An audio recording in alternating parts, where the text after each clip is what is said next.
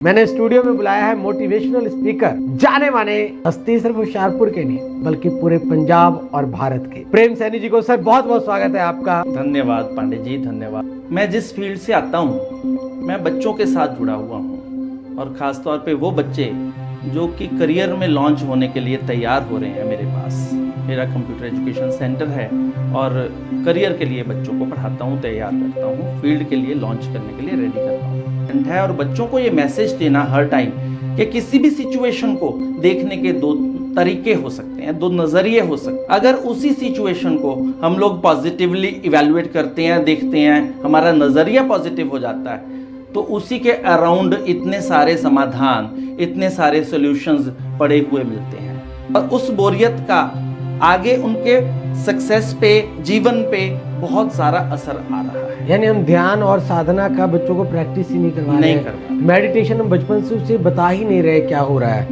और अचानक अगर उसे कुछ देर चुप रहना पड़ जाए या एकांत में रहना पड़ जाए तो वो अपने आप को अलग महसूस कर रहा है। ख्वाहिशों से नहीं गिरते फूल झोली में, कर्म की साख को हिलाना होगा।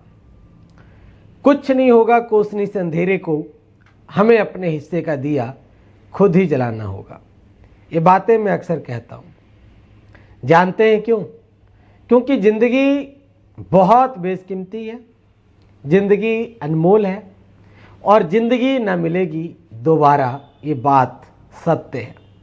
तो क्यों ना एक बार जब हमें ज़िंदगी मिल गई है तो इसी ज़िंदगी को हम खुलकर जी लें, जी भर कर जी लें, जो करना चाहते हैं वो कर लें। कहीं ना कहीं हम तनाव के नीचे दबकर अपनी ज़िंदगी को बर्बाद ना कर दें।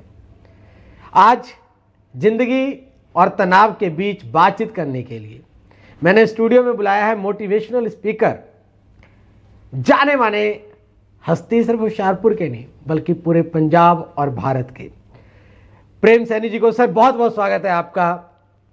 धन्यवाद पांडे जी, धन्यवाद। मेरे लिए बहुत ज़बरदस्त मौका है कि आपके स्टूडियो में आके मैं आपके साथ, आपके थ्रू मैं दर्शकों से ये रूबरू हो सकूं, अपनी बात शेयर कर सकूं। धन्यवाद। जैसा आपका नाम प्रेम, वैसे ही मैंने आपको देखा, मुस्कुराहट के साथ आप प्रेम वितरित भी करते हैं समाज में। आपके आसपास रहने वाले विद्यार्थी हों या फिर आपका दोस्तों का एक सर्कल हो या समाज हो, सब पॉजिटिविटी से भरपूर नज़र आते हैं। सर सबसे पहले तो मैं चाहता हूं कि आप अपने दर्शकों को बताएं कि सकारात्मक सोच, पॉजिटिव थिंक क्या है और ये कैसे जादुई रूप से काम करती है। ओके पांडे जी, मैं जिस फील्ड से आता हूँ, मैं बच्चों के साथ जुड़ा हुआ हूँ और ख़ास तौर पे वो बच्चे जो कि करियर में लॉन्च होने के लिए तैयार हो रहे हैं। मेरे पास मेरा कंप्यूटर एजुकेशन सेंटर है और करियर के लिए बच्चों को पढ़ाता हूँ, तैयार करता हूँ, फील्ड के लिए लॉन्च करने के लिए रेडी करता हूँ। वहाँ मेरे को लगता है एक सबसे इम्पॉर्टेंट इंग्रेडिएंट हो जाता है एनवायरनमेंट में पॉजिटिविटी बनाए रखना। और ये सब बनाए रखने के लिए सबसे पहले, क्योंकि मैं मुखिया हूँ उस जगह का, और मेरे अंदर सबसे पहले ये इंग्रेडिएंट आना चाहिए। और मैं परमात्मा का शुक्रगुजार हूँ, अपने पेरेंट्स का भी, कि वहाँ से ये मेरे अंदर पहले से आया हुआ है और मैं इसको बांटते हुए बहुत खुशी महसूस करता हूँ। क्यों? क्योंकि नेगेटिविटी तो ऑल अराउंड दुनिया में पहले से ही बहुत फैली हुई है। तो हमारा इस जीवन में कंट्रीब्यूशन क्या होगा अगर हम भी उसके साथ हो लेंगे। हमें पॉजिटिविटी के साथ रहना बहुत इंपॉर्टेंट है और बच्चों को ये मैसेज देना हर टाइम कि किसी भी सिचुएशन को देखने के दो तरीके हो सकते हैं, दो नज़रिए हो सकते हैं। अगर हम नेगेटिवली देखेंगे तो हमें समाधान नज़र नहीं आएगा, हमें परेशानियां, दुख, तकलीफ़ें, कंप्लेंट्स, ब्लेम्स, ये सब कुछ नज़र आएंगे। और हम करते भी हैं ऐसे, अगर हम नेगेटिवली सिचुएशंस को इवैल्यूएट करना, देखना शुरू कर दें तो।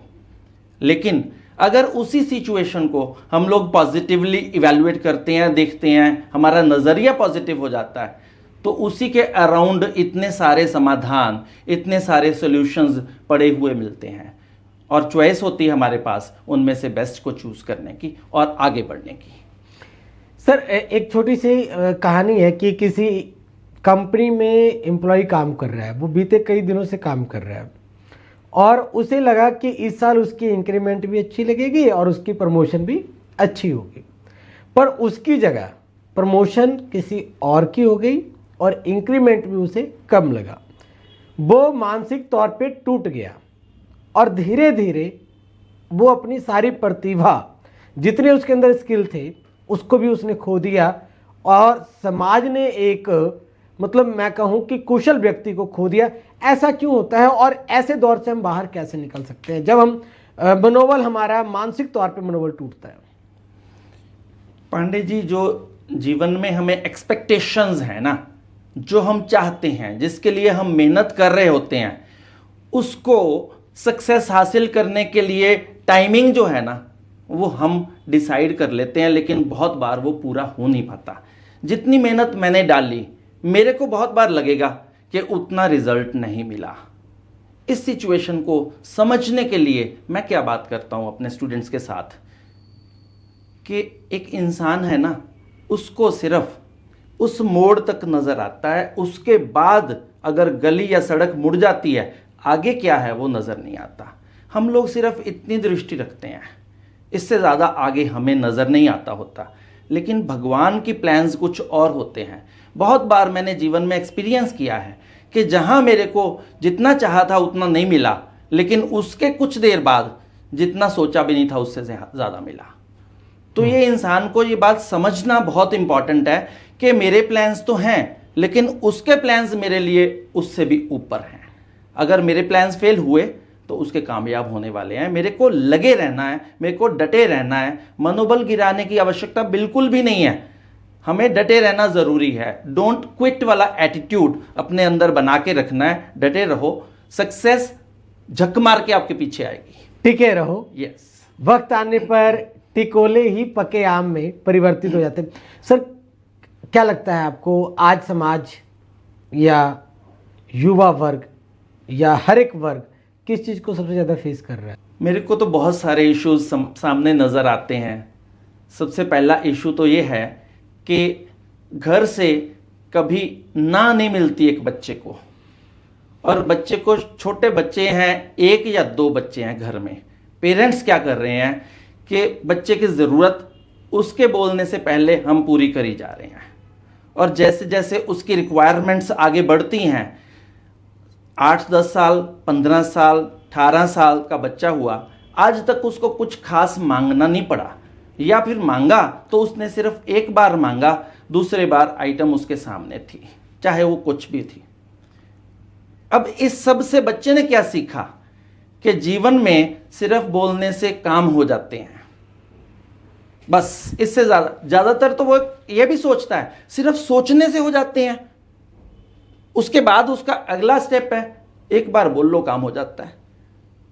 अब घर से बाहर निकलता है, जब फेलियर फेस करता है, तब वो ऐसा गिरता है कि पहली बार उसको एहसास होता है सिर्फ सोचने से काम नहीं हुआ, इवन बोलने से भी नहीं हुआ, थोड़ा सा किया लेकिन करने से भी नहीं हुआ।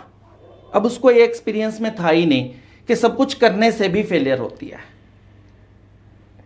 अब उस फेलियर के बाद वो बच्चा ऑटोमेटिकली डिप्रेशन में जाता है, परेशानी होती है, फैमिली को भी होती है, और फैमिली उसको सपोर्ट करती है। लेकिन ये सारे सिनारियों में कहीं ना कहीं हम एज पेरेंट्स बराबर के जिम्मेवार हैं।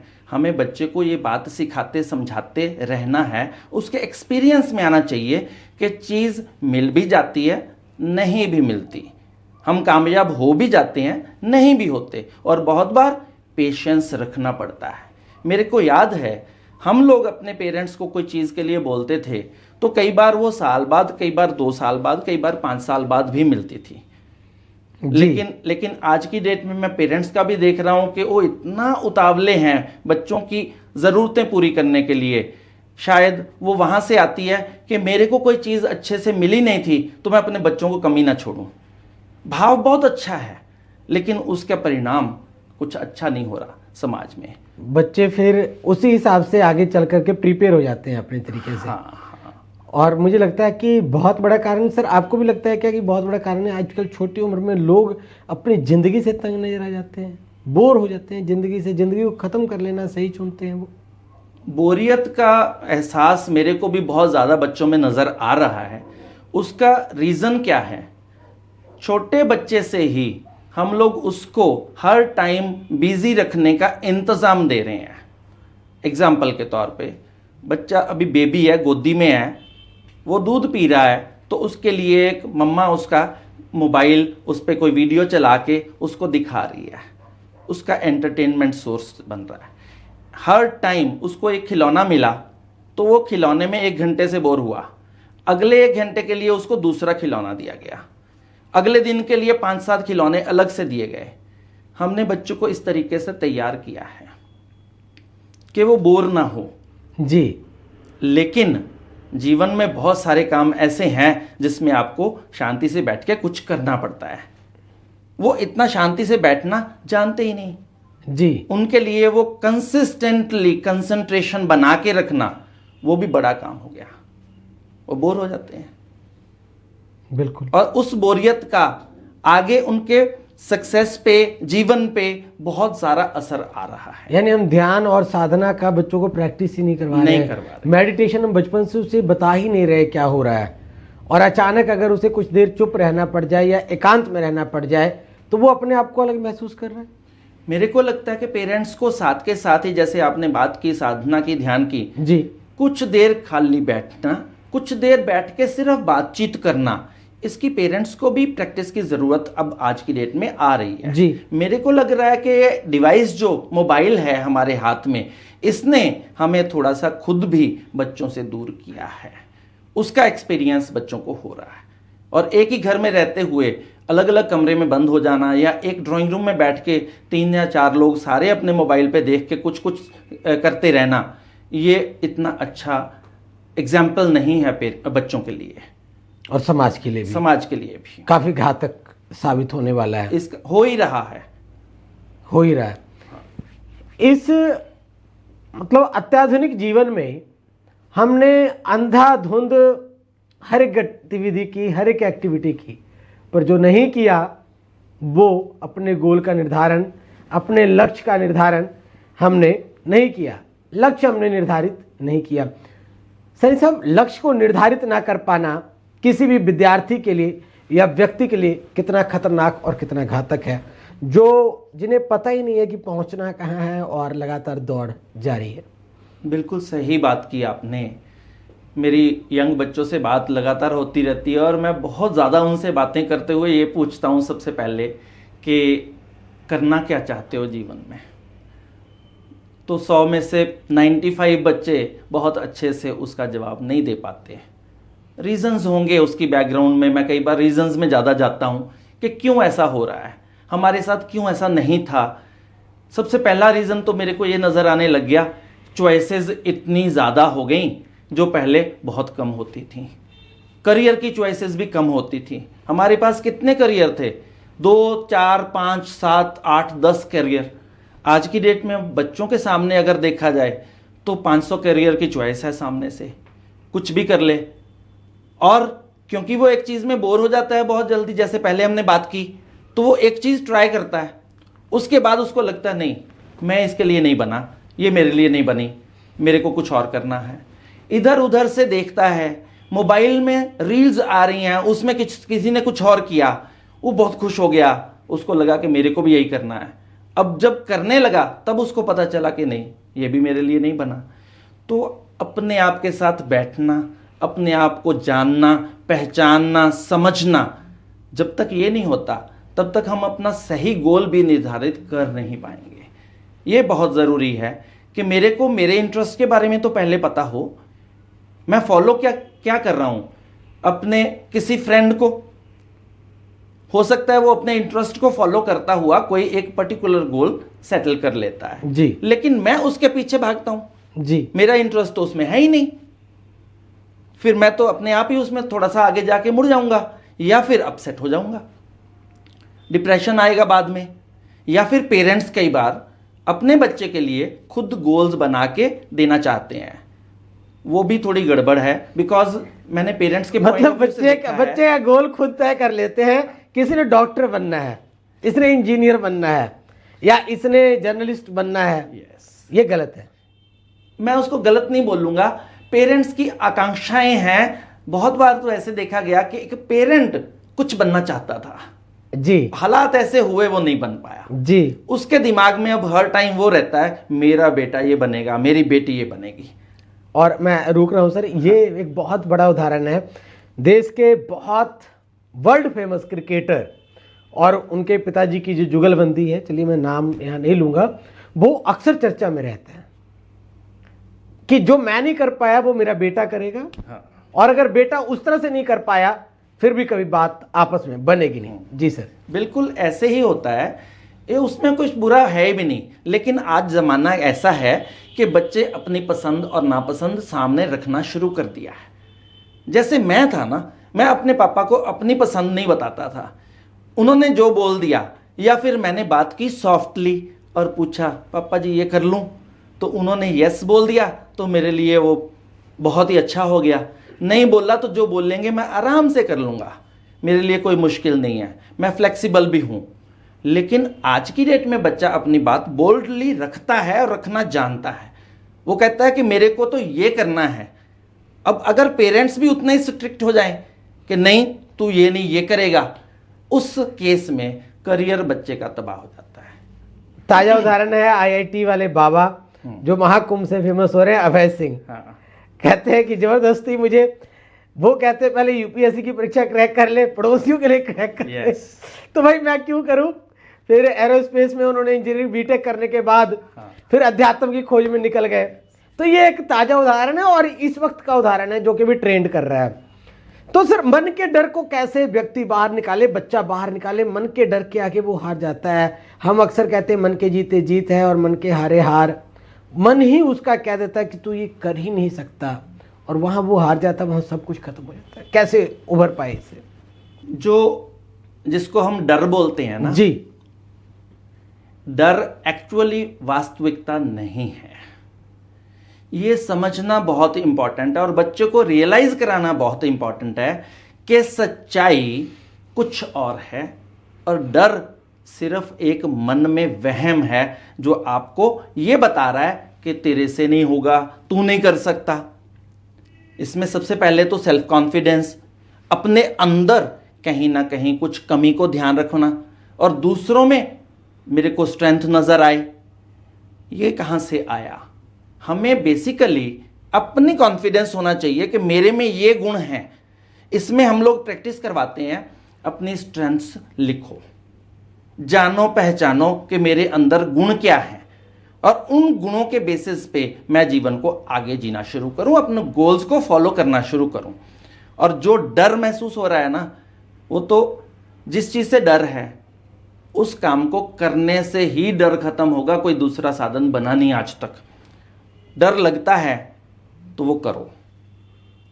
जैसे मेरे को डर लगता है मैं आपसे इस पॉडकास्ट में बात करूं, मेरा पहला एक्सपीरियंस है, बट मैं कर रहा हूं बिल्कुल वैसे ही जैसे हम लोग कैमरे के अलग होके बैठ के बात कर रहे थे जी। तो इसको खत्म करने का तरीका भी यही बना कि उसको करो।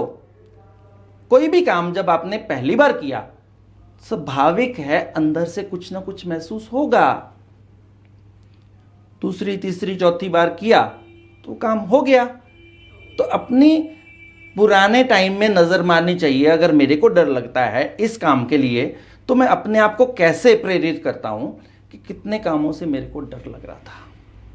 मैं तो स्टेज पे खड़े होके लोगों के सामने खुल के बात करने से भी डरता था। आज की डेट में मेरे सामने जितने मर्जी लोग हों, मेरे को बिल्कुल भी इसका ध्यान नहीं रहता और मैं बहुत नेचुरली बात कर लेता हूं। तो मेरा डर वो गया और कहां गया पता भी नहीं। हर एक इंसान ऐसे ही अपने डर को भगा सकता है। बेसिकली डर एक ऐसा भूत है, अगर आपने बांध लिया तो बहुत अच्छी बात है, नहीं तो वो आपको बांध लेगा। डर एक भूत है जिसे अगर आपने बांध लिया तो ठीक है, नहीं तो वो आपको बांध लेगा। बिल्कुल। और अगर वो आपको बांधेगा तो फिर आप हर एक सिचुएशन में ऐसे ऐसे बच्चे देखे हैं मैंने जो अपने कमरे से भी बाहर निकलने से डरना शुरू कर देते हैं। डर इतना आपको कंट्रोल करना शुरू कर देता है। हमें डर को कंट्रोल करना है, ना कि डर हमें कंट्रोल करे। क्या बात है। बड़ी बात है, गांठ बांध लीजिए, जिंदगी सुधर जाएगी। लोग सर जी, ये डर से तो लोग डरते ही हैं, असफलताओं को भी लोग स्वीकार नहीं करना चाहते। मेरा ये मानना है कि असफलता के बगैर सफलता नहीं आ सकती। मेरे अपने जीवन में इतने सारे एग्जाम्पल्स हैं जो कि असफलताओं से ही भरा हुआ जीवन है। लोगों को बाद में सफलता नजर आई, मेरे को उससे पहले 200 बार असफलता बियर करनी पड़ी थी। हर एक इंसान जो भी कामयाब हुआ है उससे अगर बात करेंगे तो समझ में आएगा कि असफलताएं पहले आई थीं और उसमें से हम लोग लेसन लेते हैं। असफलता में से बहुत कुछ सीखने को मिलता है। सफलता आपको ईगो देती है, प्राइड बढ़ाती है आपका, लेकिन असफलता आपको सिखाती है। अगर हमें उसमें से सबक लेना शुरू हो जाएं और हम उसमें से सीख के अगला स्टेप जो है वो बेटर कर लें, तो दूसरे, तीसरे, चौथे, पांचवें, छवें स्टेप पे या छवीं बारी आप कामयाब हो जाते हो। तो असफलता को इस नजरिए से देखना चाहिए कि ये मेरा ट्रायल है और मैं फाइनल के लिए रेडी हो रहा हूं।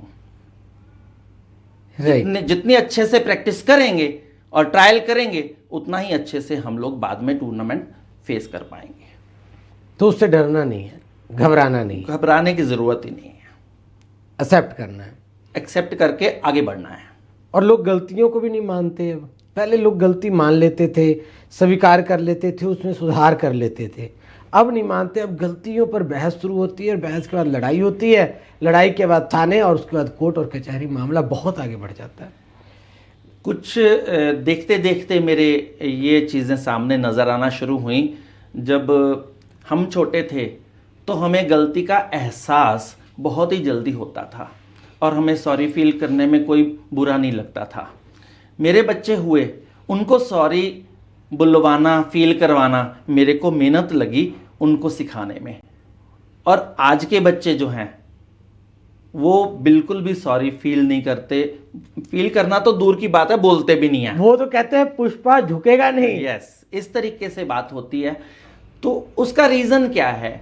अगर मैं अपने आप को गलत और ठीक में समझ और उसका समझ पाना ही मेरा मतलब ना हो पाया, मेरे को पता ही नहीं है कि मैंने क्या गलत किया, क्या ठीक किया, तो इसका मतलब क्या हुआ? आने वाले टाइम में मैं जैसे आगे बढ़ता जाऊंगा तो गलत होने के चांसेस बहुत ज़्यादा हैं सही की बजाय। और मेरे को भी नहीं पता चलेगा तब तो कि गलत क्या था और सही क्या था। मैंने तो उन दोनों को मिक्स कर दिया। मैं तो गलत को भी सही मानने लग गया। जैसे झूठ को अगर सच मानना शुरू कर दो आप, तो अल्टीमेटली झूठ और सच में 6 महीने, साल के बाद क्या फर्क रह जाएगा लाइफ में? जी, दोनों एक बराबर लगेंगे। कोई फर्क नहीं, कोई फर्क नहीं, ऐसे लगेगा। बिल्कुल वैसी तरीके से अगर हम गलत और सही को सेम रूप देना शुरू कर देंगे, सेम रंग में रंग देंगे, तो कल को कैसे पहचानेंगे कि ये सही है या गलत है?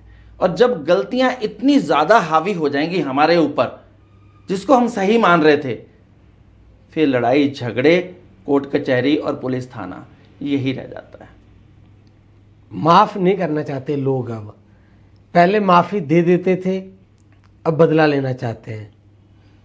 माफी के लिए जो मैं समझता हूं, इंसान दूसरे को माफ करने के लिए ईगो में आता है, बट उसको इस बात का एहसास नहीं होता कि जब भी आप किसी बहस में या किसी लड़ाई में होते हो ना, तो परेशानी सिर्फ दूसरा नहीं बियर कर रहा होता, बराबर आप भी बियर कर रहे होते हो। पीस ऑफ माइंड चाहिए, हैप्पीनेस चाहिए। अगर दुनिया अपने जीवन में गोल क्या है? हैप्पीनेस को अटेन करना। तो माफी अपने लिए, उसके लिए नहीं। माफ करना है, उसको माफ करना है, उसके लिए नहीं, अपने लिए। मेरे को माफ करना है अपने आप की शांति के लिए। मेरे को शांति तब मिलेगी, मेरे को हैप्पीनेस तब मिलेगी। अदरवाइज परेशान मैं उसके लिए हूं, लेकिन जीवन मेरा भी अपसेट है। खाना खाने का मन मेरा भी नहीं कर रहा, दिनचर्या मेरी भी खराब हो रही है, घर में मैं अच्छे से पेश नहीं आ रहा, रिलेशनशिप्स अपसेट हो रहे हैं। ये सब कुछ मैं किसके लिए कर रहा हूं? किसी को माफ नहीं करूंगा। थोड़ा सोचें और समझें कि आप उसको तो माफ नहीं कर रहे, खुद को भी माफ नहीं कर रहे। बेसिकली आप भी बराबर हो। तो समझना यहां भी बहुत इंपॉर्टेंट है इस कॉन्सेप्ट को। माफी किसी के लिए होती नहीं है। माफी है ही अपने लिए, अपने पीस ऑफ माइंड के लिए, अपने अच्छे जीवन के लिए, अपने जीवन में खुशी के लिए। सबको माफ करना बहुत इंपॉर्टेंट है। अपेक्षाएं क्यों बढ़ती जा रही है सर? पुत्र की पिता से, पिता की पुत्र से, भाई की भाई से, घर की समाज से, समाज का पड़ोस से, हर जगह अपेक्षाएं बढ़ती जा रही हैं। इसके पीछे क्या कारण लगता है कि मेरी आपसे, आपकी मुझसे, हर किसी की अपेक्षाएं जो हैं वो बढ़ती जा रही है, और जब अपेक्षाएं पूर्ति नहीं होती तो रिश्ते खत्म। मेरे को समझ आ रहा है कि हमने देना नहीं सीखा। अगर देना सीखते तो फिर लेने में इतना इंटरेस्ट नहीं आता। अपेक्षा क्या है? आप मेरे को ये दो जी, आप मेरे लिए ये करो, ये अपेक्षा है ना, एक्सपेक्टेशंस आपसे। जी। अगर उसकी बजाय मेरे मन में ये हो कि मेरे को ये देना है, मेरे को आपको ये देना है, मेरे को इनको ये देना है, मेरे को समाज को ये देना है, मेरे को बच्चों को ये देना है, मेरे को जो कुछ मिला समाज से मैं उसको वापस करूं, हर टाइम मेरे मन में ऐसा आए, तो मेरे में अपेक्षा तो रहेगी नहीं कहीं भी। तो जब छोटा बच्चा है ना, अगर उसी से हम लोग ये सिखाना शुरू करेंगे कि शेयरिंग कैसे करते हैं। आज की डेट में बच्चा एक है घर में जी, और वो राजा है,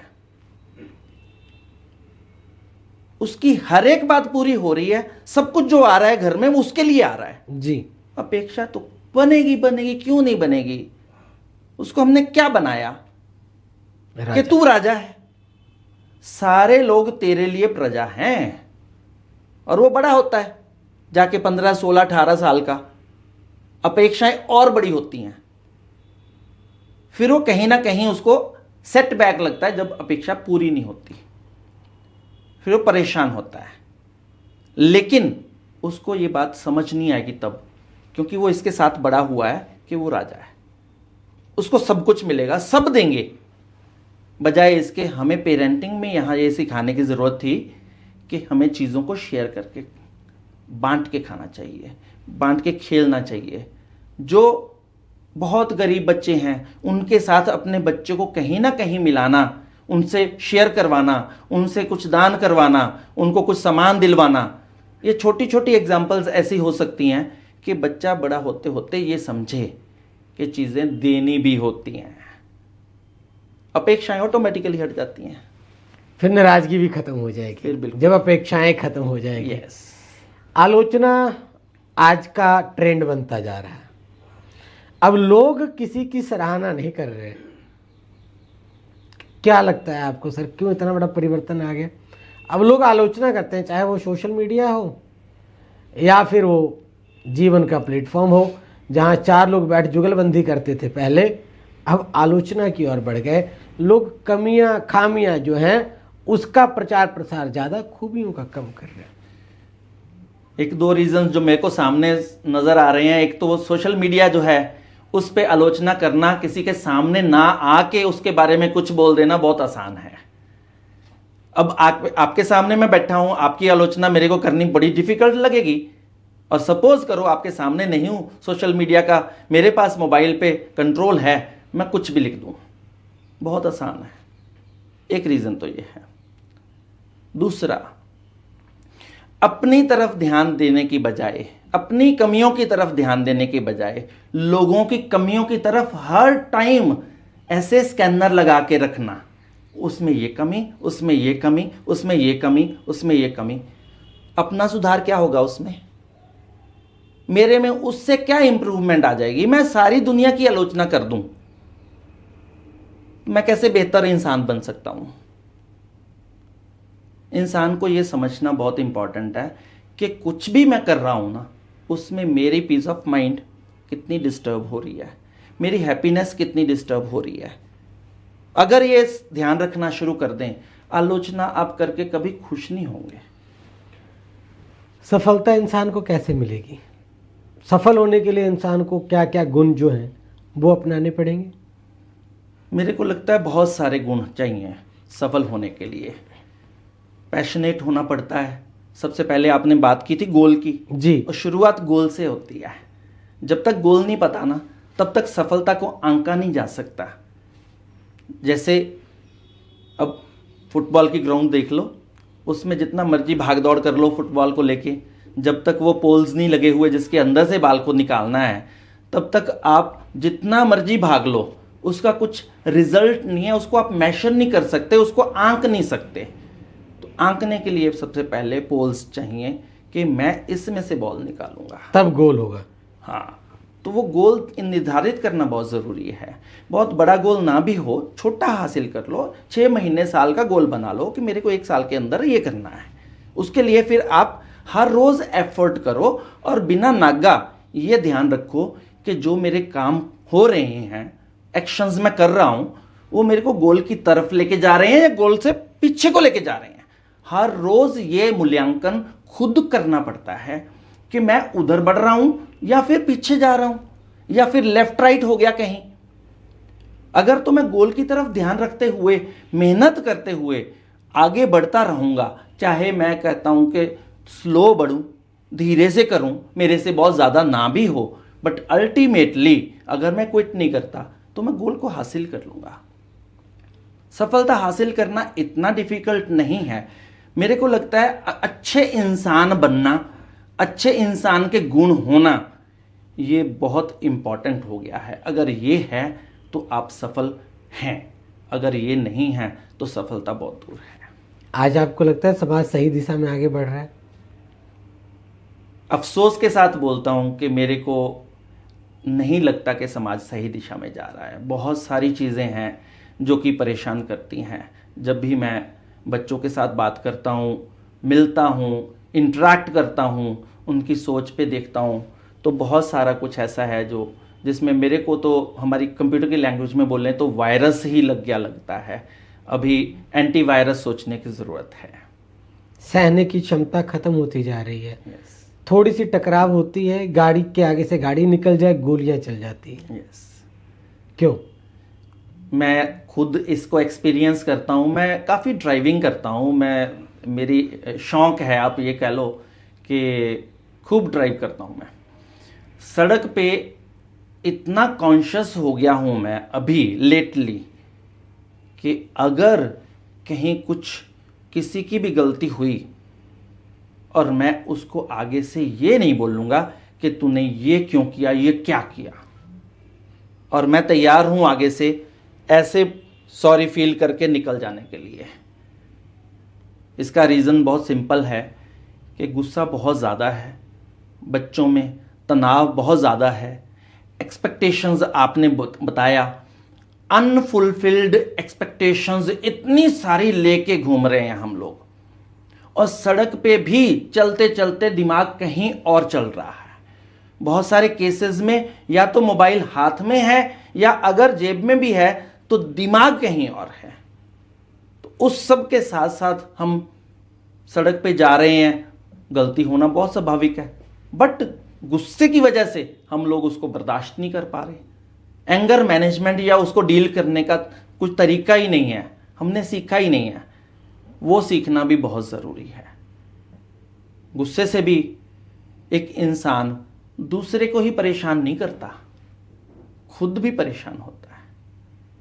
बच्चों में ये चीज़ों का एहसास दिलाना, उनको डील करना सिखाना, मेरे को लगता है ये हमारी जिम्मेवारी बन रही है। अभी इस तरीके से हम लोग बच्चों को डील करना सिखाएं। एंगर मैनेजमेंट भी कोई चीज़ है? यस, ये एक स्किल है पांडे जी। एंगर मैनेजमेंट तो इतना इम्पॉर्टेंट सब्जेक्ट है कि अब लाइफ स्किल्स जिसकी हम बात करते हैं वो सब्जेक्ट के अलावा स्किल्स हैं जो हमें जीवन में चाहिए जीने के लिए, और उनमें ही एंगर मैनेजमेंट एक इम्पॉर्टेंट स्किल है जो हमें गेन करनी है। गुस्सा तो हर एक इंसान में है, छोटे बच्चे में भी है, बड़े में भी है, मेरे में भी है, आप में भी है, लेकिन कहाँ कितना दिखाना है, कितना उसका उपयोग करना है, कहाँ उसको कॉर्नर में बिठा के हमें शांत करके रखना है, ये आप और हम समझते हैं, जानते हैं। इसको बोलते हैं एंगर मैनेजमेंट। और जब बच्चे को हमने ये बात नहीं सिखाई और उसने प्रैक्टिस नहीं करी और उसको सिर्फ गुस्सा दिखाना और भड़कना ही आया, तो उसके लिए नेचुरल है, वो कोई गलत नहीं कर रहा वो, लेकिन उसको सिखाया ही ऐसा गया, उसको समझ ही ऐसी आई, उसको पता नहीं है कि इसको मैनेज करके हम लोग बहुत अच्छे तरीके से यूटिलाइज भी कर सकते थे करियर के हिसाब से। वो सिखाना उसको एंगर मैनेजमेंट बोलते हैं कि डील कैसे किया जाए गुस्से के साथ। क्या अपने गुस्से को आंखों से भी दर्शाया जा सकता है बिना बोले? बिल्कुल। हमारी माँ, हमारे बाप, घरों में मेरे ख्याल में पहले इतना ज़्यादा गुस्सा बहुत ऐसे भड़क के दिखाते ही नहीं थे, आंखों से ज़्यादा गुस्सा दिखा देते थे। और हम लोगों में वो समझ भी थी कि इतना होने से ही समझ आ जाता था कि कुछ गड़बड़ है, सो स्टेप बैक कर लेते थे, जो भी कर रहे हैं रुक जाते थे, छोड़ देते थे। लेकिन आज की डेट में हमें ये बॉडी लैंग्वेज बोलते हैं इसको हम लोग, ये बॉडी लैंग्वेज के जो एक्सप्रेशंस हैं इनको समझना और समझाना, ये भी सीखने की बात है। मेरे को लगता है कि ये जो कम्युनिकेशन का एक एरिया है, नॉन वर्बल कम्युनिकेशन, इसमें आता है और ये भी समझना ज़रूरी है। आंखों में क्या है नज़र आ रहा, प्यार भी नज़र आ सकता है, नॉर्मली भी हम लोग बैठ के स्वाभाविक तौर पे बैठ के आंखों से ऐसे देख सकते हैं, और अदरवाइज गुस्से वाली भी हो सकती हैं, तो वो समझना ज़रूरी है। और बच्चों को आराम से ये समझाया जा सकता है, दिखाया जा सकता है, लेकिन वहाँ रोल ज़्यादातर पेरेंटिंग का बहुत सारा आता है। क्या बड़े लोग गुस्सा करते हैं सर? मेरे को ये समझ आता है कि जो छोटे बच्चे हैं ना जी, वो बड़ों से सीख के आ रहे हैं, जो बड़े कर रहे हैं, जिस तरीके से पेश आ रहे हैं। जैसे पापा आज की डेट में घर में गुस्सा करेगा और जितना ऊंची आवाज में बात करेगा, जितनी गालियां निकालेगा, छोटा बच्चा घर में देख रहा है, उसको ये समझ आ रही है कि गुस्सा ऐसे करते होते हैं। वो फिर जब उसको बोलना आता है, धीरे धीरे वो भी सेम उसी टोन में, उसी तरीके में गुस्सा करना शुरू करता है। तो सीखते ज़्यादातर घर से ही हैं। बहुत बार पेरेंट्स मैंने देखा है इस तरीके से बात करते हैं कि ये बात पता नहीं कहाँ से सीख के आ गया। तो मेरे को लगता है हमें शीशा देखने की ज़रूरत है पेरेंट्स को, हम घर में क्या हैं, कैसे पेश आ रहे हैं। जो हम पेश आ रहे हैं हमारे बच्चे उसी का प्रतिबिंब हैं, सेम मिरर इमेज बन रही है। हम साफ हो जाएं, बच्चे बहुत अच्छे, काबिल, कामयाब ऐसे बन जाएंगे। हमारे में कमियां हैं, बच्चों में बहुत बुरी तरह से वो कमियां आगे जा रही हैं। थोड़ी कमियां हम घर से दे के भेजते हैं, स्कूल में बच्चे एक दूसरे के साथ मिलते हैं, एक दूसरे की कमियां ऐसे एकदम से उठा लेते हैं। गुण जो है ट्रांसफ़र करने, उसमें मेहनत लगती है, जोर लगता है। अवगुण ट्रांसफ़र करने में कोई जोर नहीं लगता, वायरस की तरह होते हैं। ऐसे आप आसपास आते हो, एकदम से ट्रांसफ़र हो जाते हैं। हजारों हथौड़े से महादेव गढ़े जाते हैं, तब जाकर वो मंदिर में पूजे जाते हैं। आप तो इंसान हो, भगवान को भी पूजे जाने से पहले जो मूर्तिकार होते हैं वो छेनी हथौड़े से एक मूर्त का रूप देते हैं, और आप चाहते हो कि सब कुछ सरल चलता रहे। प्रभु श्री राम जी को भगवान श्री राम बनने के लिए या पुरुषोत्तम श्री राम बनने के लिए त्याग बहुत बड़ा देना पड़ा। आज के युग में क्या हो रही, अपेक्षाएं अत्याधिक हो रही हैं, और अत्याधिक अपेक्षाएं मुझे लगता है, और इसीलिए मैंने मोटिवेशनल स्पीकर आज कॉल किया था, तनाव का बहुत बड़ा कारण। आज सिर्फ सामाजिक गतिविधियों पर चर्चा हुई है, जल्दी एपिसोड 2 आएगा और उस पर चर्चा होगी सिर्फ और सिर्फ तनाव प्रबंधन पर, स्ट्रेस मैनेजमेंट पर। कैसे आप अपने तनाव को दूर कर सफलता की ऊंचाइयों को छू सकते हैं और सफलता का आनंद ले सकते हैं। सर, मैं चाहूँगा अंत में अगर आप अपने दर्शकों को, हमारे दर्शकों को, अपने फॉलोअर्स को कुछ भी संदेश देना चाहते हैं जरूर दें, और अगले एपिसोड के लिए भी मैं आज आपको जरूर इनवाइट कर रहा हूँ सर। धन्यवाद पांडे जी। मैं दर्शकों को यही संदेश देना चाहूँगा कि हम कैसे समाज की संरचना, कैसे समाज का सृजन कर रहे हैं, ये हम पे बहुत कुछ डिपेंड कर रहा है। हम लोग अपने बच्चे के लिए तो भविष्य बहुत अच्छा चाहते हैं, लेकिन उसके लिए हम लोग कुछ कर नहीं रहे हैं। अगर एनवायरनमेंट की बात करें, पानी की बात करें, ट्रैफिक की बात करें, जिस चीज़ की भी मैं बात कर लूँ, हम खुद ही उसका प्रबंधन करने को रेडी नहीं हैं। और अपने बच्चे के लिए हम लोग स्वर्ग जैसा फ्यूचर देख रहे हैं। वो ऐसे आसमान से नहीं आएगा, उसको बनाना पड़ेगा, सिरजना पड़ेगा, और उसमें हमारा रोल सबसे बड़ा है। मेरा बच्चा कैसे समाज में बड़ा होगा, वो समाज मैंने बनाया है। ये जिम्मेवारी आज से आप उठाना शुरू करेंगे, कल को समाज ऑटोमेटिकली बहुत अच्छा होगा और सबके बच्चों के लिए बहुत अच्छा समाज बनेगा। धन्यवाद। Thank you very much Pandey ji, thank you. मुझे दीजिए इजाज़त और फिर इंतजार कीजिए अगले एपिसोड का। और हाँ, अगर सामाजिक संरचना के तहत अगर कोई सवाल आपके मन में भी अभी रह गया हो हमारे एपिसोड से रिलेटेड, तो आप आज़ाद भारत के नागरिक हैं और स्वतंत्र हैं अपने मोबाइल फ़ोन के साथ, अपने पीसी स्क्रीन के साथ। चलाइए उंगलियां कीबोर्ड पर, कमेंट टाइप कीजिए और कर दीजिए हमारे इस वीडियो के कमेंट बॉक्स में। हम आपके सवालों का भी जवाब देंगे और प्रयास करेंगे कि हमारी इस छोटे से प्रयास से आपके जीवन में महत्वपूर्ण सुधार आए और आपका जीवन रंगीन हो, आपका जीवन हसीन हो, आपके जीवन में खुशियां हो, आपका जीवन लाजवाब हो। दीजिए इजाजत। जय हिंद, जय भारत। जय हिंद।